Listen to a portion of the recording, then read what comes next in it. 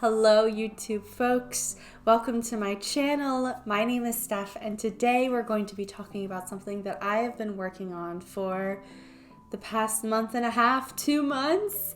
I wanted to read all of Toni Morrison's bibliography for Black History Month and Women's History Month. I was hoping to do 11 books in the month of February for Black History Month, but that did not end up happening. So Black History Month plus Women's History Month. I read all 11 books by the iconic, historic Toni Morrison. I want to preface this video by saying that I'm not going to be giving my opinions necessarily. I'll lightly touch on them, but I really just wanted to do this as a way to dedicate my time to learning about different perspectives, opening my mind a little more, gaining knowledge. I feel as though reading fictitious stories is some of the best way to find the truth of the state of the world. And Toni Morrison is an incredible author who only writes of Black experiences, especially female Black experiences, all throughout time in America. And I thought it was really important as a lover of literature to use what I love, something I connect with, to learn about something that I have never experienced before, something that I can use to actively help communities who could benefit from it, who need it, to work against things that I have been told that I have the privilege to do, etc., etc. So I am going to be talking a little about Toni Morrison's history very briefly. I'm going to go through all 11 books that I read. I'm going to give a rank of them, very general. Again, I'm not going to get into the nitty-gritty of why I liked or didn't like something. There's just some times where stories don't connect with you, and I will say I was definitely getting a little fatigued by the end of reading all these books because it's very much similar stories, again, about Black people and Black experiences, and it can be hard when there's no cushion between each story, but it was really important to me to read all these books, and I think I definitely learned a lot. And let's get started. So a lot, because it was 11 books and because I'm not a Toni Morrison scholar, I do have a lot of notes, so I will be looking down a lot, just to let you guys know. But a little bit of information on Toni Morrison, a reflection on her life, the impact she had on the world, her successes. She won the Pulitzer Prize. She was the first Black woman to win in the category of literature. She won the Presidential Medal of Freedom from Barack Obama and the National Book Foundation's Medal of Distinguished Contribution to American Letters. And also, she is considered a living legend by the Library of Congress. She's a very decorated author, and the world has definitely acknowledged her incredible talent and incredible activism through her passion, which was writing. So she was born in 1931 in Lorain, Ohio, which one of the books takes place in Lorain, Ohio, which I thought was kind of fun. She lived in an integrated town but faced much discrimination alongside her family. For example, her house was burned down by the owners that her and her family were living in. They were renting in it because they couldn't afford the rent. She had a very studious childhood. She was very connected to literature and her faith. Faith is definitely a big theme throughout the books, which we'll get into. She went to Howard University in DC and Cornell University in New York for English and writing. She met her husband, had 2 children, and worked for a publishing company, I think specifically Penguin Random House, when it was whatever it was before it became Random House, and Penguin kind of became one company. And she worked there for several years before publishing her first book at 39 years old. After writing 11 books, several children's books and plays, she wrote children's books with her kids. She produced movie adaptations, co-produced of some of her more famous stories. She died of complications of pneumonia in 2019, so pretty recently. So that's a little bit of information about Toni Morrison.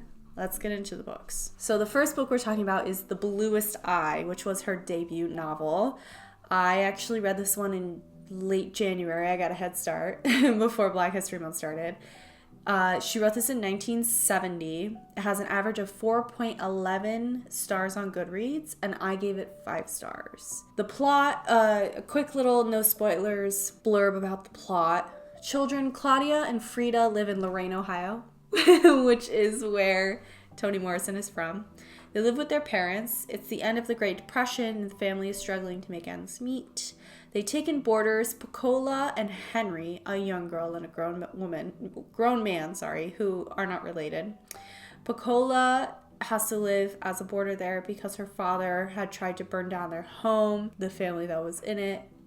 As a result of this, kind of to try to find connection in the world, find her place, find comfort, she attaches to Shirley Temple, who was a famous white girl, and her beauty, her recognition for her beauty. Some major themes in this one is definitely beauty.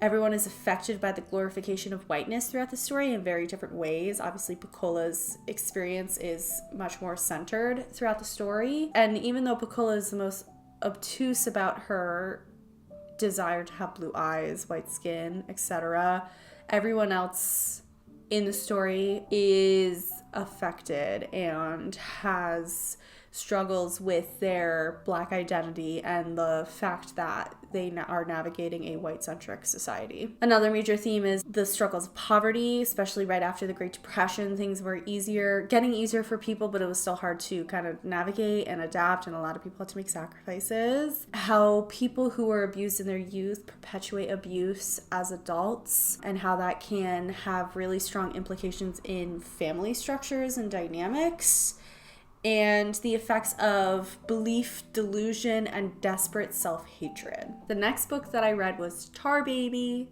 which was written in 1981. I tried to read these books as in order as possible, like chronologically when Toni Morrison wrote them, but because of just like holds at the library and navigating what was available, it wasn't super possible, but I tried my best. Tar Baby, 1981. It has a 3.98 average on Goodreads, and I gave this 3 stars. Valerian and Margaret, a white couple, they sponsor the education of Jadine, a Black girl, and employ her aunt and uncle, Ondine and Sydney. This whole group of characters are all at Valerian and Margaret's vacation home when a Black man jumps ship nearby. They're like on an island. He jumps ship and he stows away in their home. This one was really interesting. Major plot points is how men dominate the lives of women. Toni Morrison really likes to explore dynamics between men and women, and how, even though they may be different from situation to situation, a lot of the same situations occur, a lot of the same dynamics kind of develop regardless of the type of woman or type of man you are. She kind of explores that a lot. And how Black people's different experiences with white people shape their perceptions and behaviors regarding white people. So for example, in this one, Jadine, the girl who is being sponsored by white people, has a very different perspective because of her lived experiences regarding white people versus the man who jumped ship, who has very strong opinions about white people and how Black people should act around them, and how he thinks it's strange that Jadine is so cordial and familial with this white older couple, Valerian and Margaret. Another theme, and Toni Morrison loves to kind of explore beauty as well, is how being beautiful excuses bad behavior, like pretty privilege almost, how you can get away with a lot of bad treatment of people just because you're good to look at, or how traditionally ugly people kind of get the backhand much swifter. And then another major theme in this one is how abuse and love can be confused, and how towing that line can be a little difficult for some relationships. The next book I read was Song of Solomon. This was written in 1977. It has a 4.14 average star rating on Goodreads, and I gave it 3 stars. And now that I think about it, now that I read all 11 books, I'd probably give this one 2 stars. The plot is an insurance agent man jumps off of the roof of a hospital thinking he'll fly. That night, the first Black baby was birthed in that hospital. His name was Milkman, dead. Milkman is treated very well by his family, especially his mother, aunt, and sisters, but he grows up bored and privileged and wanting more than their doting.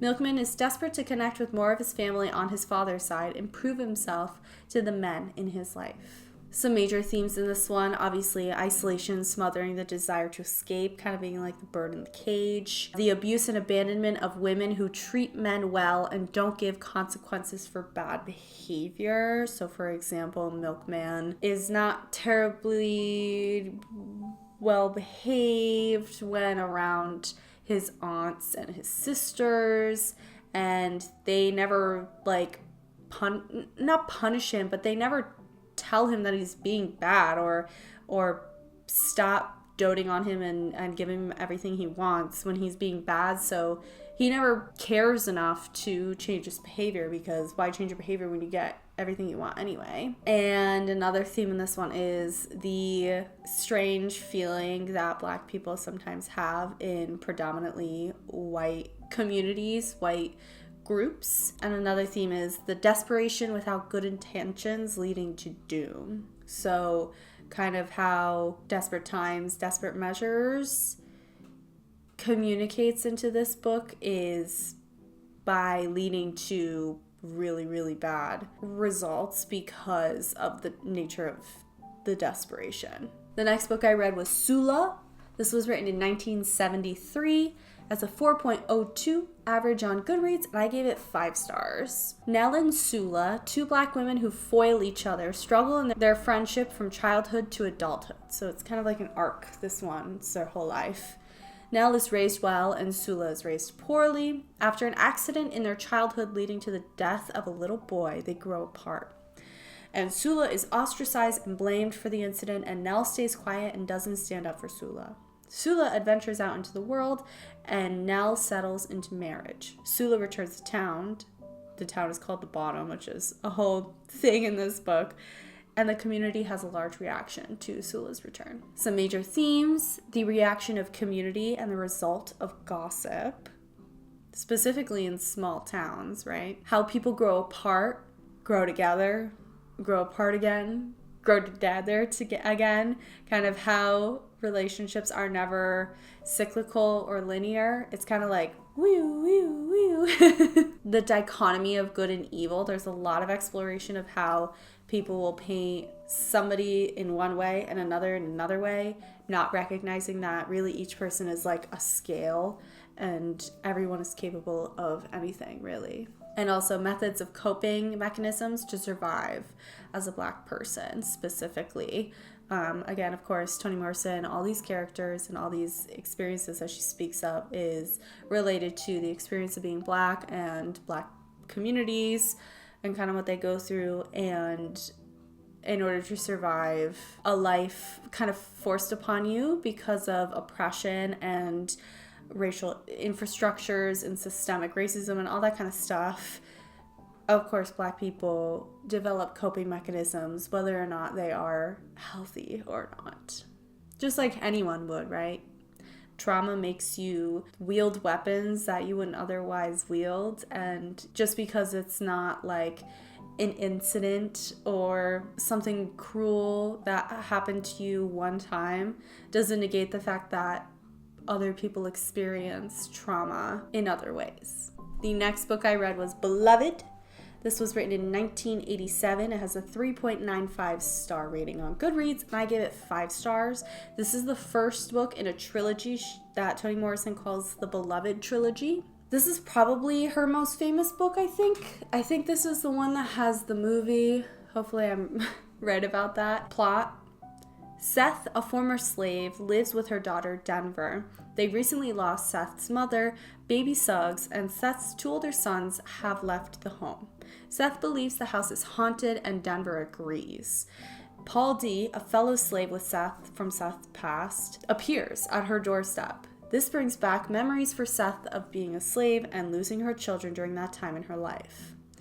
At a carnival, Seth, Denver, and Paul D. meet a girl named Beloved, who would be the right age to be one of the children Seth lost during her time as a slave, and thinks that Beloved is her daughter, come back to haunt her in the flesh. Major themes for this one: how slavery traumatizes Black people, Black history, and Black faith, of course. The isolation of a person causing a lack of protection in a community who has gone through similar experiences, and the pain of solidarity. Language and its uses, abuses, and solves. and also family dynamics, of course. There's a lot of discussion of kind of generational trauma, how power flexes in and out between people in families, and how the nature of a family kind of being by blood, like it almost feels more trapping than friendship or romantic relationships, kind of creates this very open window for toxic dynamics to occur. The next book I read, which is technically the second book in the Beloved trilogy, is Jazz. This one was written in 1992. It has a 3.88 star rating on Goodreads, and I gave it 4 stars. It's the 1920s in Harlem, and Joe and Violet are happily in love when Joe begins an affair with a teen girl, Dorca. Dorca and Joe have a messy breakup due to his infatuation and her resistance to his affections, and Dorca dies afterwards mysteriously. At her funeral, Violet, the scorned wife, mutilates Dorca's body in the casket, and the community has a huge reaction to this. Major themes in this one: the use of violence as a coping mechanism. We talked about coping mechanisms earlier. This is specifically when it becomes violent. The search for connection, identity, and community amongst Black people, right? Solidarity. Y'all, the sun is going down. I had to grab my ugly yellow lamp. Hopefully you can see okay. Another theme in this one is the toxicity of the music industry. This one is very much like a 1920s roaring party kind of book story. And also immigration, the desire for new beginnings, and escaping social prejudices in certain communities. There's a lot of moving around in this book, and because it takes place in Harlem, which is a huge immigration location, there's a lot of very different cultures and different people kind of mingling in the story. The next book I read is called Home. It was written in 2012. Not too old, 12 years old. This has a 3.82 star rating on Goodreads, and I gave it 5 stars. This one was my favorite. So the plot: Frank leaves the Korean War and is traumatized, self-hating, and struggling to control his impulses for violence. Leaves the war and comes back to America, right? He comes back to America and hears his sister is being abused by a doctor for medical research. Through surprising alliances and a strong will to protect the things he does understand, like family, he searches for his sister to save her.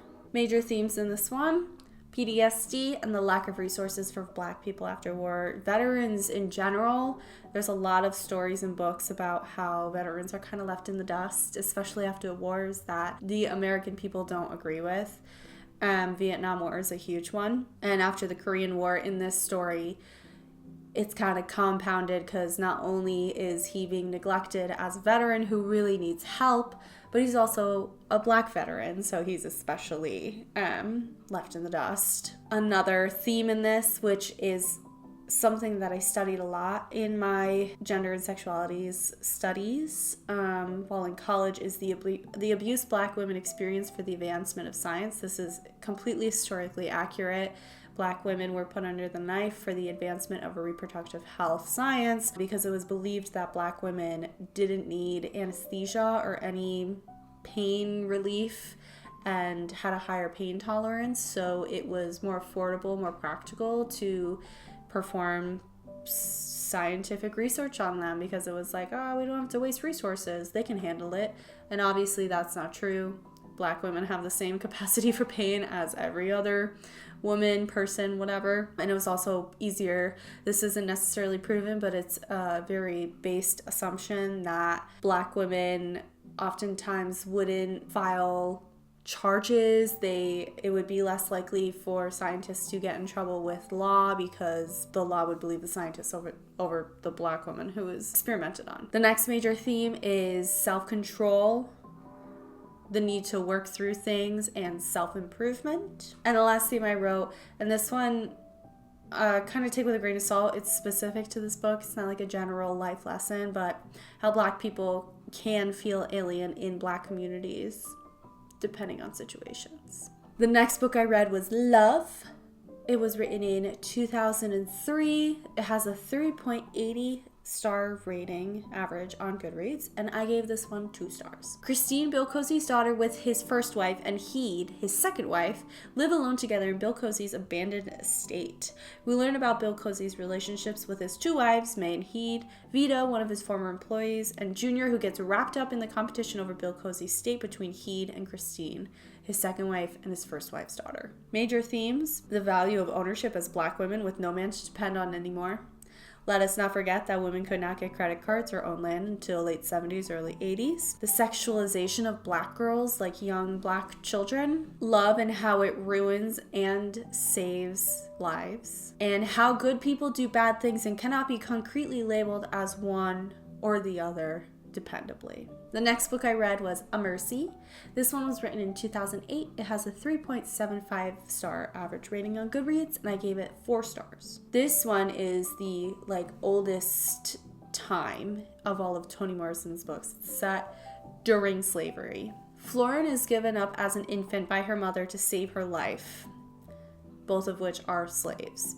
Florin goes to work as a slave at a new farm where her kind masters and troubled fellow slaves, Lena, the native woman who cares for Florin in sorrow, the mentally unstable woman desperate for a child. A freed Black man cures sorrow of smallpox and strikes up a romantic relationship with Florin, only to disappear without saying goodbye. When her master gets smallpox as well, Florin sets out to find the man again, meeting strange people and situations along the way. Major themes in this one: the misunderstanding of being abandoned as a child for your own good. That's a huge theme throughout, is how Florin, the child, believes that her mother didn't love her and that she's abandoned, and then the mother, who has the perspective of, even though she's basically an infant, if I give her up, I will save her life. Strange relationships slaves form to have connections with each other through their trauma. So, even though you may not have gotten along with somebody in the cubicle, when you're forced into a really unfortunate and uncomfortable situation, sometimes relationships form between people who wouldn't otherwise feel any sort of connection with each other. Unrequited love, blinding someone into believing in magic. How troubled times change people, especially when the trouble concerns money, death, and religion. The next book I read was God Help the Child. This one was written in 2015. This was her last book, and this one is the most current time period. This book takes place, probably in 2010. It has a 3.78 star rating on Goodreads, and I gave it 5 stars. Bride, a blue-black woman, runs her own company in beauty products and makeup, has a distant mother that treated her poorly due to her exceptionally dark skin, and a boyfriend who fits in her life perfectly even if she doesn't know anything about him. When she was a child, she testified against several teacher pedophiles, and as an adult, when one is freed, she tries to give the freed criminal money and plane tickets to make things right.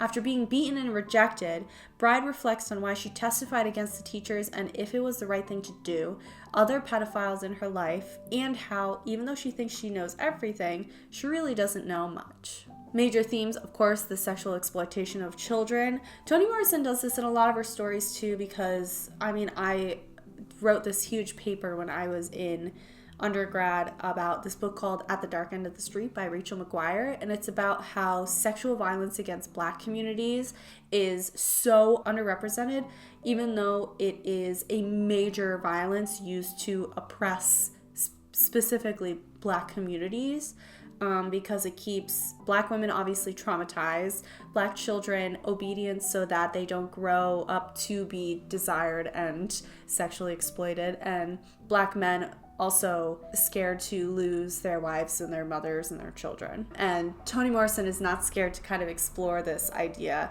how sexual violence is just as prevalent and painful as physical violence or verbal violence or emotional violence, whatever. It's just sexual violence is so easy to swipe under the rug, and there's so much stigma regarding sex in general, even violence, sexual assault. So it's we won't talk about that, even though it hurts just as bad, right? It hurts communities. Another major theme is colorism in Black communities, right? Light skin versus dark skin, childhood trauma and how it reverberates throughout the rest of our lives, and modern racism showing differently but formulating the same way as it did in the past. And the 11th book, the last book, the third book in the beloved trilogy, Paradise.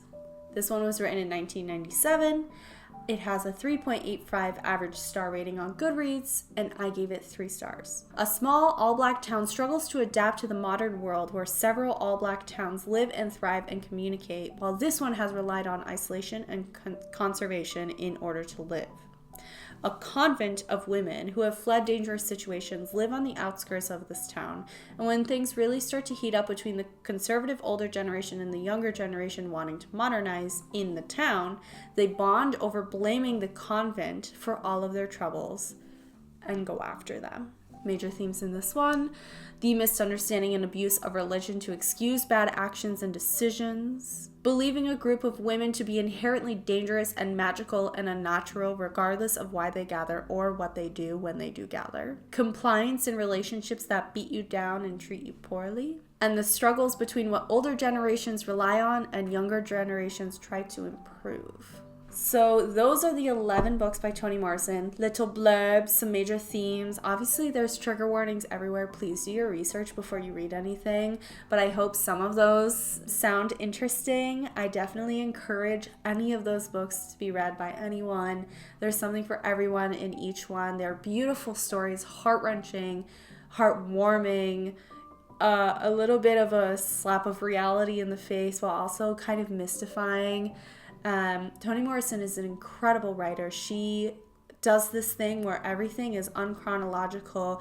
A lot of stuff is from different perspectives, different, like even first person to third person. She switches every chapter.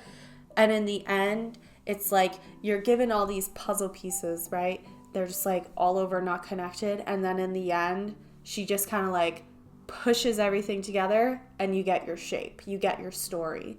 And it's so incredible. And you can tell she has read and read and read so many books. I mean, she worked in publishing for years and she loved literature. She studied it in school and read a lot when she was a kid. You can tell she loves words and her stories are so wonderful. I definitely encourage anyone who is looking to learn more about the Black experience, women's experiences, Black women's experiences, or just really want to get a taste of some incredible realism with also the opportunity to learn a lot. That is what I try to do. I'm going to talk about kind of general scope, what I learned after reading Toni Morrison's entire bibliography, all 11 novels that she's written. So some things I learned: the more subtle and normalized ways people face oppression, discrimination, and hate, right? How it can be the macroaggression or microaggression, more nuanced, more interwoven and normalized in society, etc. How Black communities hurt themselves internally by perpetuating the bigoted trends oppressive groups throw their way externally. Right? So it's like Black communities will learn what they've been told to be true by the oppressor and bring it into their own people, maybe to feel more powerful, to feel as though they have more autonomy, maybe because they're struggling to acknowledge or accept the fact that they're being oppressed and instead want to enact the works of the oppressor so as to, I don't know, feel like they have a choice in kind of what's going on. Lots of other communities do this too. Women, right? A lot of people talk about how women perpetuate the patriarchy just as much as men do. We know it's comfortable. We know what we have been told, and it's so much easier to believe that and try to teach our community that, to just continue coasting in the lifestyle we live in now rather than try to make life better for us. Another major thing I learned was perspective. Right? I've been talking about this kind of this whole video. It's so important to hear stories nonstop and to never end the growth of perspective. And I so believe that you can get perspective from fictitious books just as much as nonfiction books. There's so much to learn because truly fiction is just a conglomerate of what the author knows and has learned. And the authors are real people with real lived experiences. And sometimes it's easier to tell the truth buried in fiction than to tell the truth in a true story.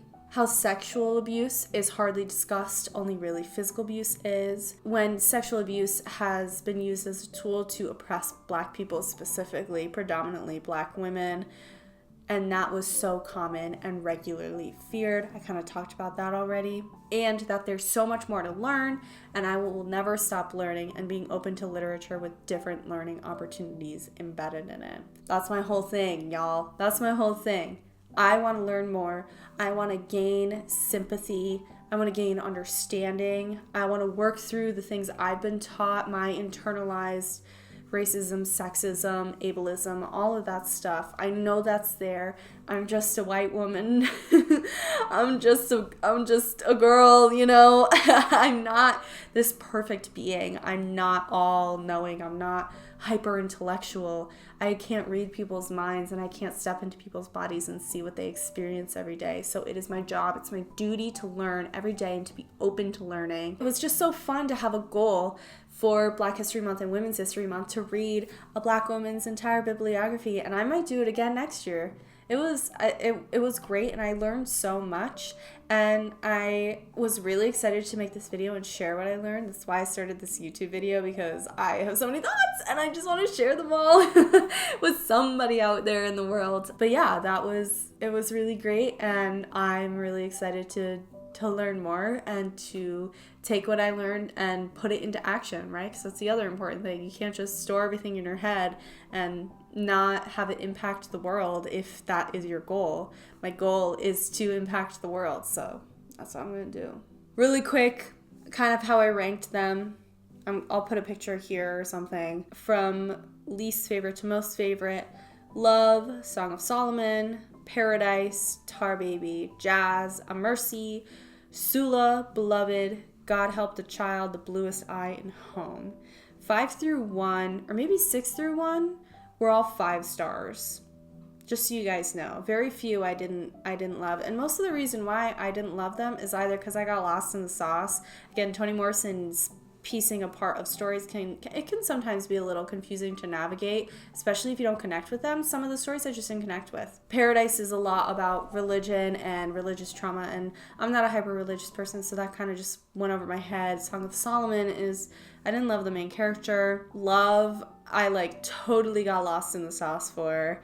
And Tar Baby was good. Jazz was very dramatic, but it was good. And A Mercy, and then Sula, Beloved, God Help the Child, Blue Sign, Home.